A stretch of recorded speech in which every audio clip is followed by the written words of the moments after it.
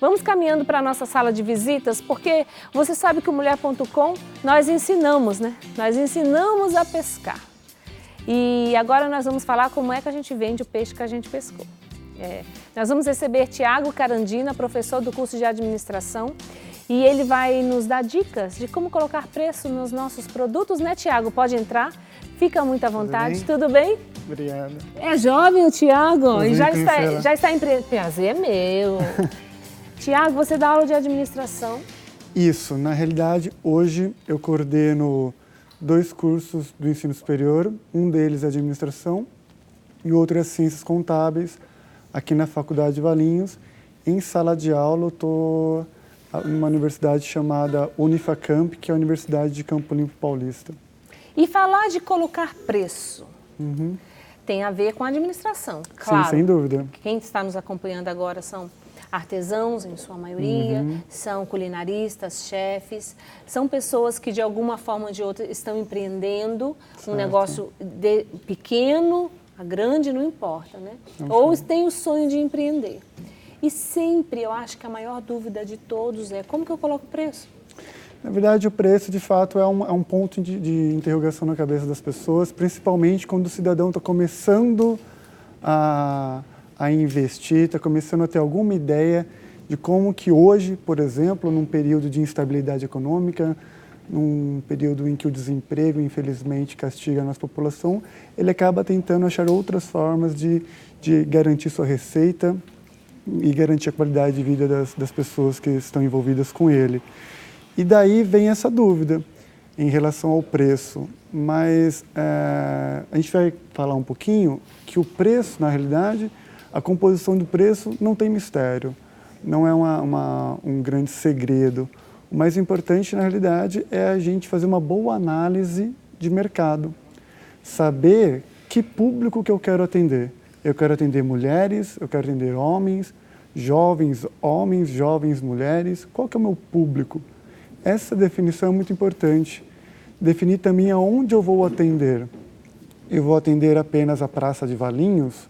Eu vou atender Valinhos, Vinhedo? Eu vou atender ao meu bairro?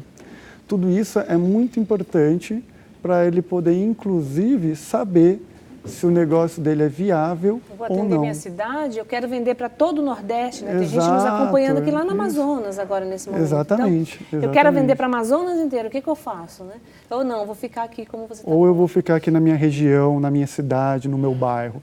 Então, ter essa análise é importantíssima. E essa análise, além de passar pela praça, pelo ponto que eu vou atender, pelo público, passa também por uma análise de concorrente. Quem são meus concorrentes? Quais são os pontos fortes deles? Quais são os pontos fracos? Onde eu posso investir que naturalmente eu vou ter uma vantagem em relação a esse concorrente? Já começando a responder essa pergunta em relação ao preço, tem uma formulinha que é muito simples, né? Uma das mais simples, que é basicamente o seguinte: custo mais despesa mais o lucro que eu pretendo ter vai dar o meu preço. Só que daí a gente tem que diferenciar o que é custo e o que é despesa. Custo é aquilo que eu gasto diretamente com o meu produto, na produção do meu produto. Matéria-prima, por exemplo. Então, a gente vai ver daqui a pouco uma composição. Tem uma telinha ali, ó, que é uma receitinha lá. É bem simples, mas que vai nos dar uma dimensão concreta do que o empreendedor, o jovem empreendedor pode estar analisando. Então, o custo, por exemplo, é aquele gasto que eu tenho diretamente com a produção do meu produto. Então, a gente vai ter ali um panetone. Quais são os custos? É o custo do chocolate, o custo da farinha, ou seja, dos ingredientes que o nosso amigo ali vai ter para produzir aquele produto. Isso tudo tem que ser anotado? Sem dúvida, né? Tem que ser mensurado. Papel escrito ali. Na ponta do lápis, sem dúvida. E qual que é a grande dificuldade? É justamente nas despesas, porque as despesas é tudo aquilo que orbita em torno daquela produção. É aquilo que faz com que eu consiga comercializar o meu produto. Tem relação com os gastos que eu vou ter ao comercializar aquele meu produto. Porque aqui nós estamos falando de custos e despesas. Não são a mesma coisa. Não, não estamos falando da mesma coisa. Ambos são gastos. ambos são sacrifícios, são gastos. Porém, um tem relação direta com o meu produto, com a produção do meu produto, e o outro são gastos que orbitam a produção daquele meu produto. Então, por exemplo, energia, exato, gasolina, ou se não, transporte, né? O custo logístico, o custo de estocagem. Então, o nosso amigo ali, com certeza, vai querer divulgar o produto dele, né? Por mais que ele tenha um custo pequeno, produções de cartões de visita, ele vai ter aquele custo. Então, ele vai ter aquele gasto, desculpa. O nosso chefe Douglas Faria. Daqui a pouquinho vai nos ensinar. Aquele gasto, Douglas, é relacionado a uma despesa. Então, o cartãozinho que o Douglas entrega, por exemplo, é uma despesa. O chocolate que ele gasta no panetone é custo. É um custo. É um custo. Vocês entenderam? Então, só para ficar claro, o custo está ligado àquilo que você compra para fazer o seu produto. Ou seja, os ingredientes. Isso, pode ser, exato. E as despesas é tudo isso mais as outras coisas. Isso. Por exemplo, se o nosso amigo tiver um ajudante, o salário desse ajudante é uma despesa. É uma despesa. Não está ligado diretamente à confecção do produto, mas orbita o produto e tem que ser mensurado nessa nossa formulinha de custo mais despesas. E aí mais lucro pretendido. Agora, como é que vai fazer esse cálculo aí? E esse é o lucro pretendido, a gente tem que ter a noção de que pode parecer estranho, mas nesse momento os nossos concorrentes são os nossos maiores aliados. Porque, por exemplo, vamos supor que a gente chegou num cálculo total e a gente chegou que o nosso preço vai ser R$10. Porém, eu percebi no mercado, eu percebi nos concorrentes que o preço praticado por eles é em torno de R$ 7,50 a R$ 8. Ou seja, se eu praticar esse preço no mercado, eu vou ter dificuldade. Ou seja, o meu preço final vai depender muito da minha análise que eu vou fazer. Então, qual que é o preço que é praticado pelos meus concorrentes? Daí, eu consigo ter a minha margem de lucro aumentada ou uma margem de lucro menor, dependendo, por exemplo, do meu custo. Então, outra dica importante é ter uma boa relação com seus fornecedores. Sim. Então, ter um bom relacionamento com fornecedores, não depender de apenas um fornecedor para fornecer a sua mercadoria, fazer pesquisas em relação a fornecedores e, a partir daí, desenvolver parcerias. Por exemplo, quem faz um trabalho de cartonagem, nós estávamos trabalhando ali no nosso artesanato fazendo cartonagem. Então, ela fez a caixa dela, toda bonita, tá lá, só que a loja do lado vende a mesma caixa por R$15, mas o lucro que ela pretende ganhar, junto com as despesas e o custo, deu R$25. Superou. E aí, ela tem que baixar esse valor? Então, ou ela agrega ao produto dela um serviço em que o consumidor dela veja valor. Para poder pagar mais. Exato. Ou ela vai ter dificuldade. Então, vamos supor, dar um exemplo nessa historinha que você nos citou aí, ela vende a 25 e a pessoa vende a 15. Porém, ela faz entrega a domicílio. Aí, então, isso já é um diferencial. Ela parcela, ela faz algo, porém, ela tem que saber se esse algo que ela vai fazer a mais, ele brilha aos olhos do cliente, agrega valor ao cliente.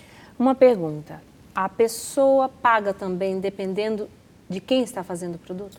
Paga a pessoa que está fazendo? A pessoa que está fazendo, se ela for mais conhecida, se ela for mais famosa, se ela tiver um status maior,